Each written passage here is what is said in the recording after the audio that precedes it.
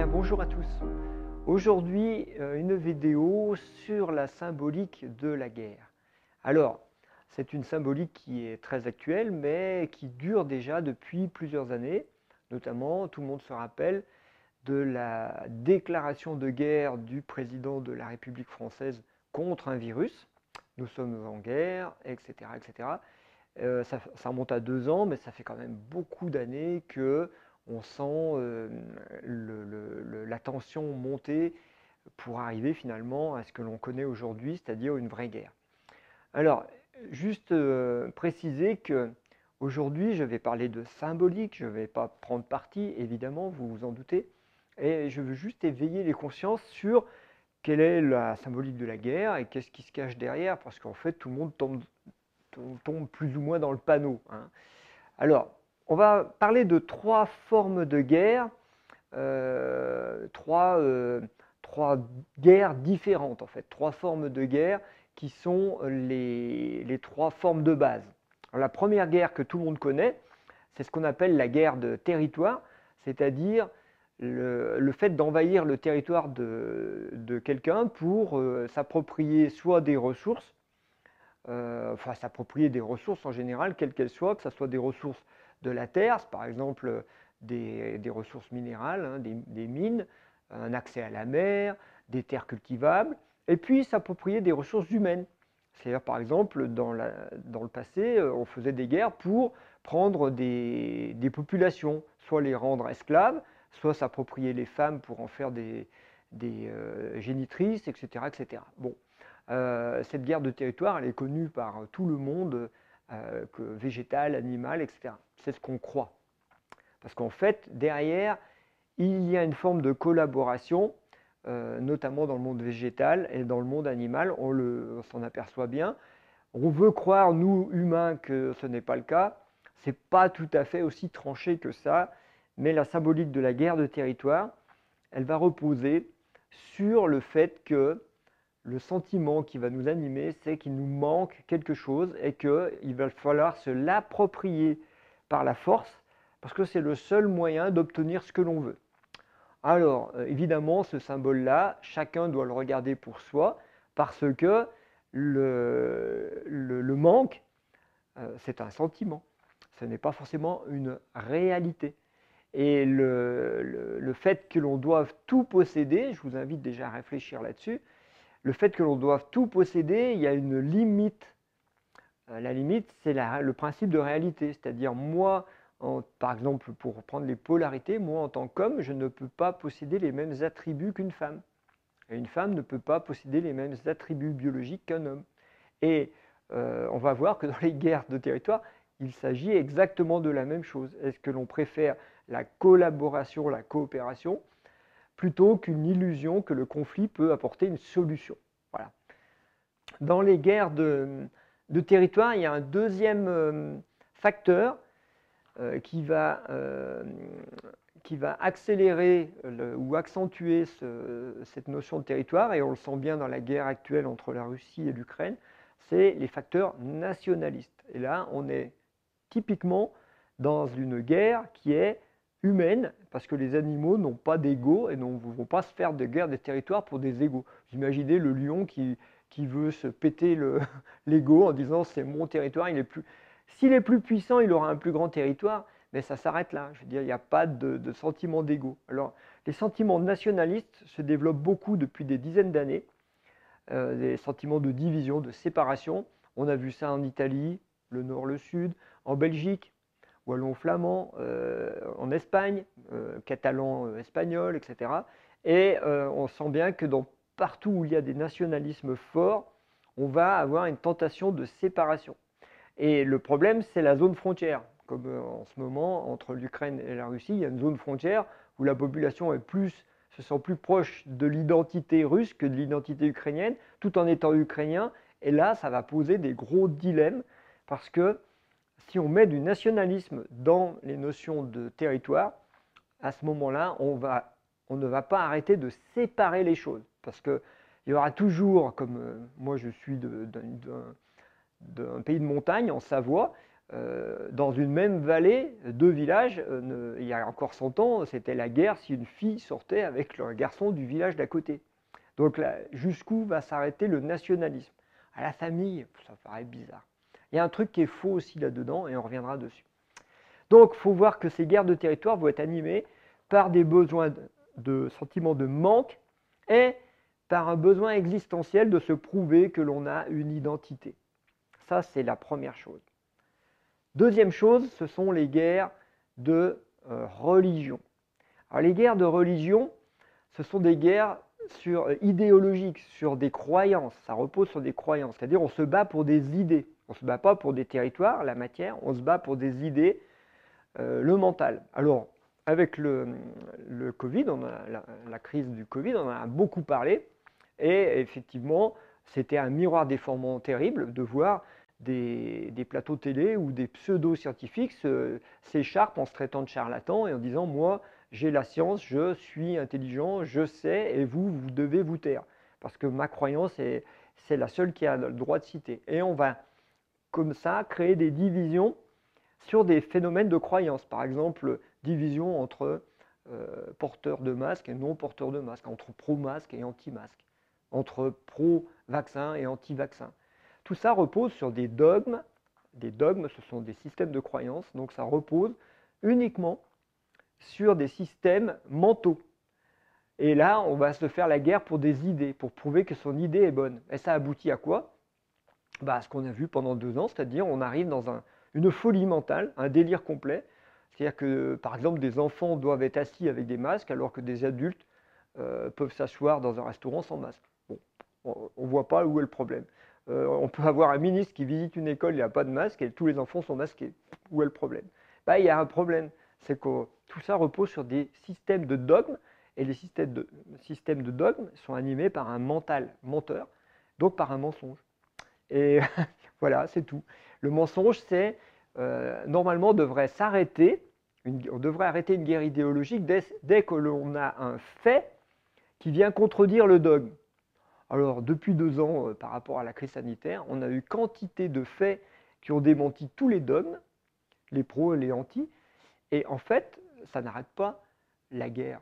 Pourquoi? Parce que le mental veut avoir raison. Ça, on l'a déjà beaucoup expliqué, on en a déjà parlé dans la vidéo des 3 dictateurs, je vous renvoie à ça, c'est très très intéressant d'aller voir que les guerres de religion n'ont pas de fin, parce que le but c'est d'avoir raison, et d'avoir raison c'est quand on n'a plus de contradicteurs. Et quand on n'a plus de contradicteurs, c'est quand ils ont tous ou rejoint le rang de la croyance établie, soit son bord. Et on a bien vu qu'il y avait des souhaits parmi par exemple, dans les pro-vaccins, il y a des souhaits d'avoir raison en prouvant que les non-vaccinés vont tous mourir de la maladie.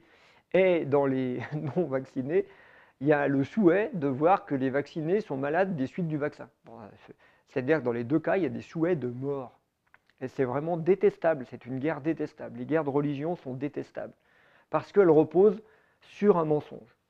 Ça, c'est vraiment très très important de comprendre que derrière, par exemple, même la crise de l'Ukraine, si on cherche bien, la crise Ukraine-Russie, on va voir que derrière, c'est alimenté par une histoire avec l'OTAN qui avance ses pions pour envahir petit à petit, cerner petit à petit la Russie. Pourquoi? Parce que derrière, il y avait une guerre idéologique qui était capitalisme-communisme. Pourtant, il n'y a plus de communisme, ça continue quand même.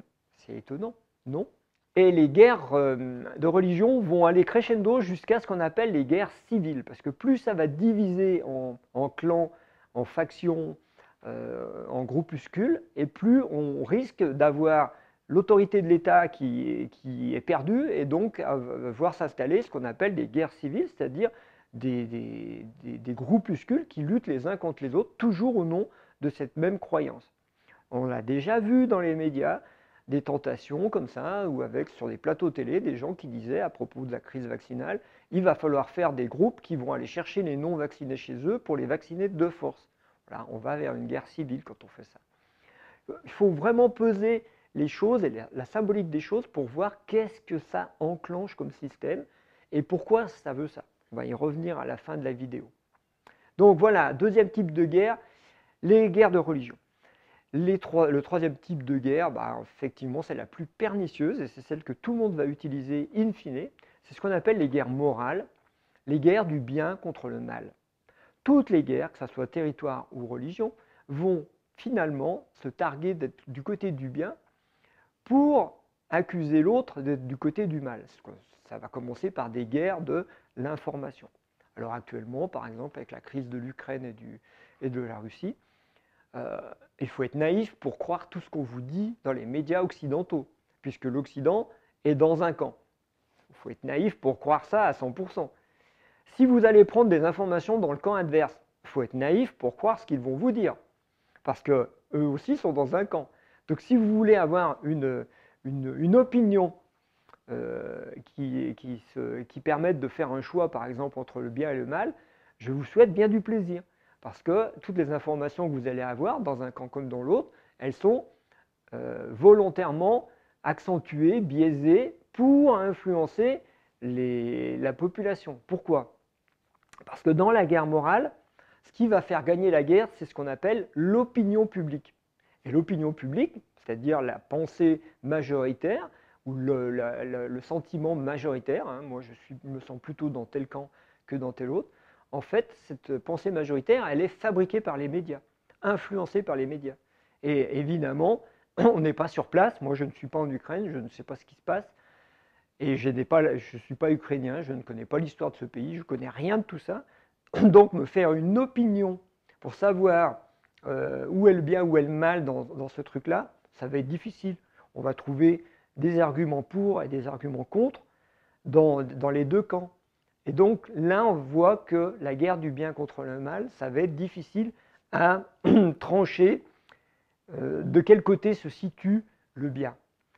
Si on reprend la guerre contre le Covid, le bien, le mal est devenu, au fil du temps, ceux qui sont dans le bien, dit-on, dans les médias, sont ceux qui sont vaccinés. Même si on sait que les vaccinés attrapent la maladie, la transmettent, etc. Oui, mais on va trouver toujours des arguments fallacieux. Toujours est-il que le bien est du côté des vaccinés. Et le mal, du coup, des non-vaccinés, on va les emmerder. C'est une population qu'on peut ostraciser, c'est une population qu'on va pouvoir martyriser. On connaît ça, au nom du bien, qu'on va pouvoir forcer, enfin on va faire tout ce qu'on peut faire pendant une guerre. Et la satisfaction étant du côté de la majorité qui, tiens, c'est étonnant, va fluctuer. Et c'est là où ça devient embêtant. C'est que les phénomènes de guerre du bien contre le mal, ça varie. Par exemple, je vous donne des exemples historiques. Les catholiques contre les protestants, la guerre de religion, les catholiques c'était du côté du bien, il faut bien que les protestants soient du côté du mal, mais ça ne colle pas dans le fil du temps.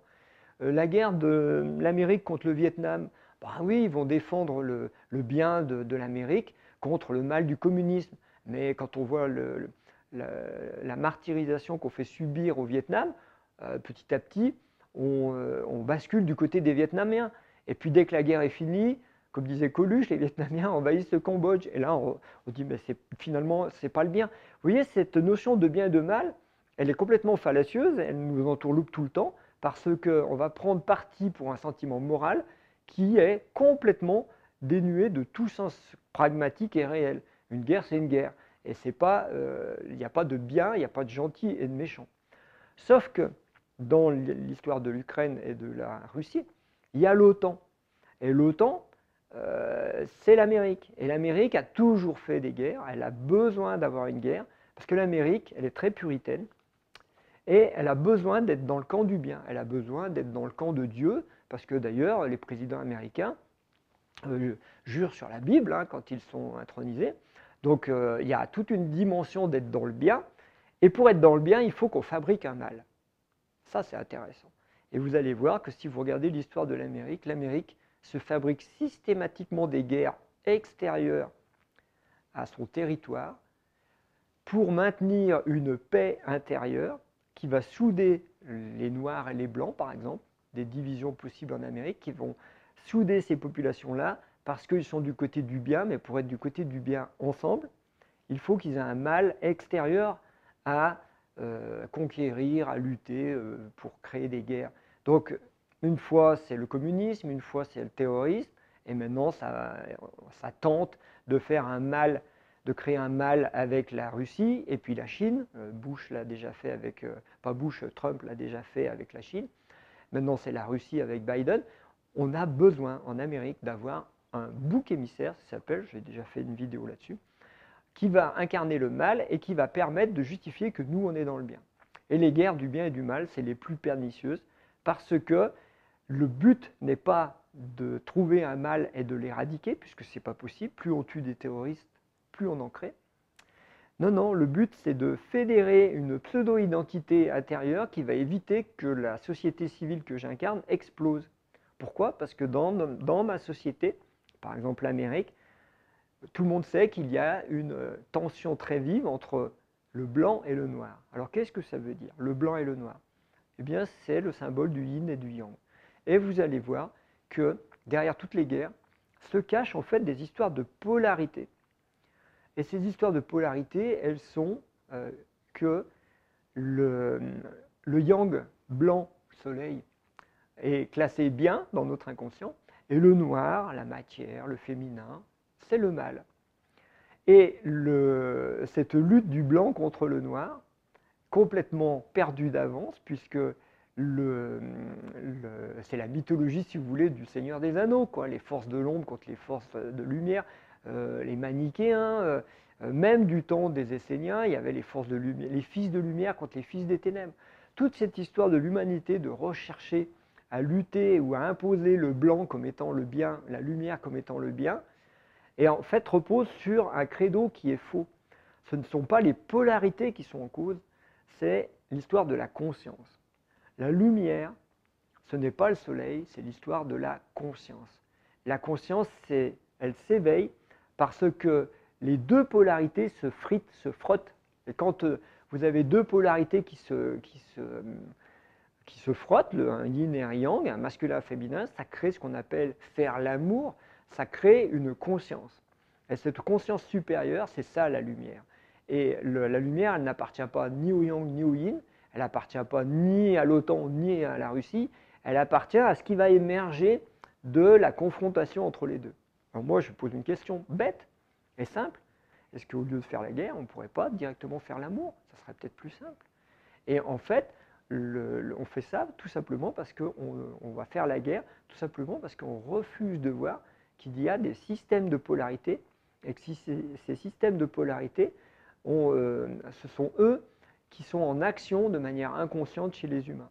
Vous pouvez chercher dans les territoires, vous prenez par exemple la guerre Israël-Palestine, et vous verrez qu'il y a une histoire de polarité. Vous allez voir que souvent on est frères, on est de la même religion, c'est des religions monothéistes, et pourtant on se fait la guerre. Ben oui, vous ne pouvez pas faire la paix au lieu de faire la guerre, puisque vous êtes frères. Et en fait, l'Ukraine et la Russie, vous allez voir qu'il y a exactement la même histoire de polarité entre ces deux peuples. Si vous prenez la France, bah, vous allez voir qu'il y a des histoires de polarité avec les pays francophones, entre la France, terre-mer, et la Belgique, la Suisse, le Québec, qui parlent français, l'Afrique, etc. Vous allez voir qu'il y a des histoires de polarité entre la France, en tant que Paris, et la Bretagne, les Basques, les Corses. Et vous allez retrouver des systèmes qui tiennent ensemble parce qu'ils sont polarisés. Mais que la base d'être dans la paix, c'est de respecter la différence et la complémentarité de l'autre. Et c'est ça qui mène à la paix en fait. Toutes les guerres reposent sur des illusions qu'il y a une polarité qui est mieux que l'autre. Voilà, je vous laisse méditer sur tout ça et puis je vous dis à bientôt.